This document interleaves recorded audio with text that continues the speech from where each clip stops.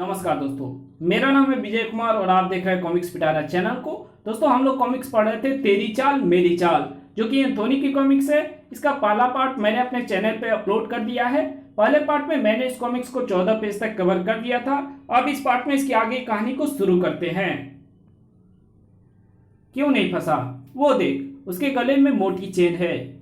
Very good. भूखे को रोटी दिख जाए और डोली गोली को सोने की चेन, एक ही बात है। अरे, ये दोनों तो वही हैं। इन्हें एक बार मैंने ही जेल पहुंचाया था। अरे, मेरी चेन! इतिहास था ये। रुक जाओ, मैं पुलिस वाला हूं। मेरे हाथ में भरा हुआ रिवॉल्वर है। जंप डोली भाई, वो तो पुलिस वाला निकला और वो भी डीसीपी इतिहास। मर गए, कूदना ही पड़ेगा। इतिहास कूद पाता उससे पहले ही धड़धड़ाती राजधानी एक्सप्रेस ट्रेन वहां से गुजरी। ओफ, वो हमें छोड़ेगा नहीं डोली भाई। हमारे अंदर जाने के दिन आ गए। हमारे अंदर जाने के नहीं, उसके ऊपर जाने के दिन आ गए हैं। आज उससे पुराना हिसाब भी चुकता करेंगे। अपने वाला फंदा संभाल। मेरा तो गया, मेरा भी गया। इस काम में हमसे चूक हो ही नहीं सकती, क्योंकि पहले हमारा काम भी यही था। भागते घोड़ों को फंदे डालकर पकड़ने में माहिर थे हम। इतिहास तो कुछ सोच सोच या समझ भी नहीं पाया था और मौत के फंदे उसे दबोच ले गए। ओफ!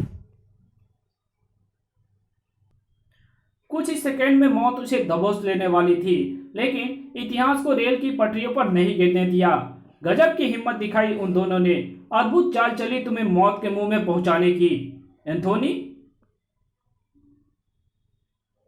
हमारा दुश्मन गया, अब हमें भी यहां से खिसक लेना चाहिए। उन्होंने मुझे कैंसर की जो रिपोर्ट दिखाई थी, मुझे उस पर पूरी तरह से विश्वास नहीं हुआ था, इसलिए मैं उनके पीछे ही लगा था। कहीं गया नहीं था। अगर चला गया होता तो आज तुम्हें भी बचाना पड़ता। खटाक! साक्षात मौत के मुंह से खींच लाए हो तुम मुझे, एंथोनी। विश्वास नहीं हो रहा मुझे कि मैं जिंदा हूं। जाको राखो साइया, मार सके ना कोई। वो दोनों मशहूर चेन स्नेचर डोली और गोली हैं। डोली दिल डॉल वाला है। ये लोग खतरनाक हैं। जरूरत पड़ने पर कैसी भी बेरहमी दिखा सकते हैं। तुम देख ही चुके हो कि मेरे साथ उन्होंने क्या किया। उन्होंने तुम्हें जो रिपोर्ट दिखाई थी वो निश्चित ही किसी डॉक्टर के द्वारा जाली बनाई गई होगी। मेरे पास एक प्लान है। अगर वो कामयाब हो जाए तो वो दोनों पकड़े जा सकते हैं। प्लान बताओ। प्लान सुनते सुनते इतिहास की आंखों में चमक आ गई थी। डोली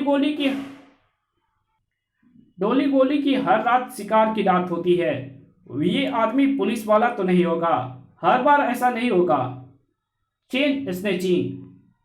मुझे अपने ऑफिसर से ऑर्डर मिला था कि मैं इन्हें चेन खींचकर ले जाने दूं, लेकिन मैं एक पुलिस वाला हूं। अपने सामने चोरों को चोरी करते हुए भागते नहीं देख सकता। मेरी हिम्मत मुझे ललकार बैठी है। अपना लॉकेट लेकर नहीं भागने दूंगा।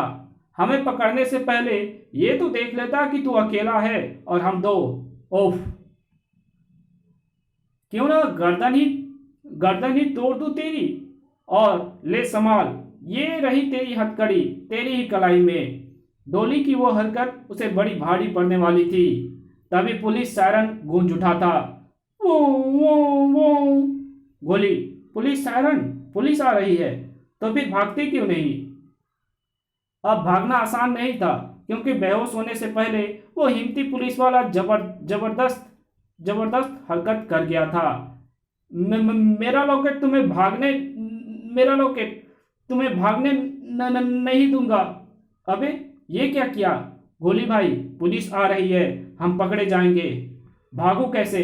इस कमीने ने हथकड़ी का दूसरा सिरा मेरे पांव में बांध दिया है। तू भाग। तुझे छोड़कर भाग जाऊं? कुत्ता समझ लिया है क्या तूने मुझे? मौत मौत ही तुझे मुझसे अलग कर सकती है। इस कमबख्त का हाथ ही ना काट दूं जिसने तुझे और मुझे इस मुसीबत में डाला है। तू छूट गया, चल भाग। पर उसके पास हथकड़ी कहां से आई? ये भी पुलिस वाला होगा। वो वो वो वो ओ गॉड! इसके गले से सोने की चेन गायब है। ये काम उन्हीं दोनों दरिंदों का है। डोली गोली दो दरिंदे। इस बार चेन के साथ लॉकेट भी है। इसमें डिब्बा वाला लॉकेट है। इसमें जरूर उसकी गर्लफ्रेंड की फोटो होगी। लॉकेट में से ये पर्ची सी कैसी गिरी है? इस पर तो कुछ कोड वर्ड में लिखा है डोली भाई। क्या मतलब होगा इसका? अगर पुलिस वाला था तो इस पर्ची का क्या मतलब? इस हथकड़ी के कारण हम उसे पुलिस वाला मान रहे हैं, पर वो पुलिस वाला नहीं था। हथकड़ी उसने सिर्फ अपने बचाव के लिए अपने पास रखी होगी। इस पर एक कब्र बनी हुई है जिस पर 9 लिखा है। एक शब्द लिखा है रूप। कब्र के नीचे हीरे जैसी आकृति है और एक शब्द लिखा है डी।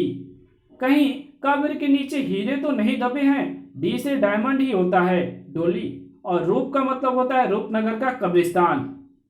मुझे याद आ गया, कुछ दिनों पहले अखबार में एक ज्वेलरी की दुकान में एक आदमी द्वारा हीरा लूटने की खबर छपी थी, पर फिर वो पकड़ा गया था और पुलिस को गच्चा देकर हथकड़ी समेत भाग गया था। ये वही आदमी था डोली। पकड़े जाने से पहले उसने हीरे जरूर रूपनगर कब्रिस्तान की कब्र नंबर 9 में छिपा दिए थे। इस कागज का अभी तक लॉकेट में होना यह जाहिर करता है कि हीरे अभी भी कब्र में ही होने चाहिए। डोली भाई, अगर ये सच है तो हम तो बन गए करोड़पति, क्योंकि वो हीरे 5 करोड़ के थे।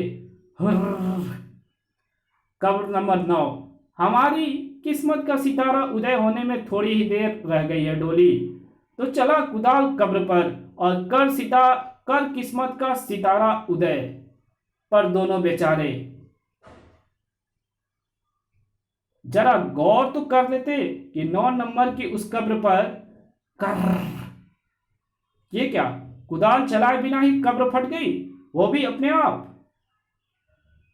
हाँ, क्योंकि ये कब्र मेरी है और हीरो का लालच देकर तुम्हें यहां तक लाने की चाल भी मेरी ही थी। ये तो वही है। चाल तो तेरी खूबसूरत थी, पर चलेगी नहीं। तेरे टुकड़े करके तुझे इसी कब्र में दफना देंगे हम। मुझे झूठी मेडिकल रिपोर्ट दिखाकर उस वक्त तुमने बेवकूफ बना दिया था, वरना तुम्हें तुम्हारे गुनाहों की सजा तो मैं उसी समय देता। पर मैंने तुम्हें सुधरने का एक अवसर दिया जो तुम्हें रास ना आया। हम भी तुझे रास नहीं आएंगे एंथोनी। ओफ, बेचारा डोली। उसे क्या पता था ये किसे चुनौती दे रहा है। क्रॉस से टकराकर डोली का सिर झंझना गया। एंथोनी ने हथकड़ी उठाकर उसका एक शिकंजा डोली के पांव में और दूसरा गोली की कलाई में जकड़ दिया। किसी का भी हाथ गाजर मूली की तरह काट डालते हो, किसी की भी आंखें बड़ी आसानी से अंधी कर देते हो, किसी की भी जान बड़ी आसानी से ले लेते हो। आज तुम्हें जिंदगी की अहमियत मालूम हो जाएगी। थोड़ी देर में यहाँ से ट्रेन गुजरेगी, क्योंकि सिग्नल डाउन है। तुम्हारी कलाई और तुम्हारे दोस्त के पांव में हथकड़ी जकड़ी है। मैं तुम्हें बस निकलने का मौका दे रहा हूँ। अपनी और अपने दोस्त की जान बचा सकते हो तो बचा लो। डोली उठ, तेरी मेरी जान खतरे में है। डोली डोली। तभी ट्रेन के इंजन की व्हीसल ने गोली के तिरपन कंपा दिए। ट्रेन आ रही है, ट्रेन आ रही है। उफ, तो तुझे कितना दफा समझाया था कि तू कम खाया कर। मेरी कभी नहीं मानी तूने। मैं नहीं जानता था कि एक दिन ये स्थिति आएगी कि मैं तेरी भारी भरकम शरीर को भी उठा भी नहीं पाऊंगा, तुझे खींच भी नहीं पाऊंगा मैं, और मौत हम दोनों की ओर धड़धड़ाते हुई बढ़ती चली आ रही होगी। उठ जा डोली। ट्रेन धड़धड़ाती हुई गुजर गई। पटरी का वो हिस्सा दूर तक डोली के खून एवं मांस के लोथरे से लाल होता चला गया। गोली एन समय पर हथकड़ी को पटरी पर रखकर पटरी के दूसरी ओर लेटकर बच गया था। मुझे माफ कर दे डोली, तुझे बचा नहीं पाया मैं, और खुद तेरे साथ मर भी नहीं पाया। तेरा मेरा साथ छूट गया डोली भाई, मैं अकेला रह गया। लेकिन अकेला रहूंगा नहीं। तेरे बिना जिंदा रहने का कोई मकसद नहीं प्यारे। सिर्फ इसलिए नहीं मर पाया तेरे साथ क्योंकि मुझे तेरे हत्यारे एंथोनी को खत्म करना है। पर मैं जानता हूं कि उससे मैं अकेला नहीं निपट सकता, लेकिन उसे मैं दिमाग से मारूंगा। तेरी चाल देख ले एंथोनी, अब तू देखेगा मेरी चाल। सोने का लॉकेट, ये मेरा है। मैंने देखा है, ये मेरा है।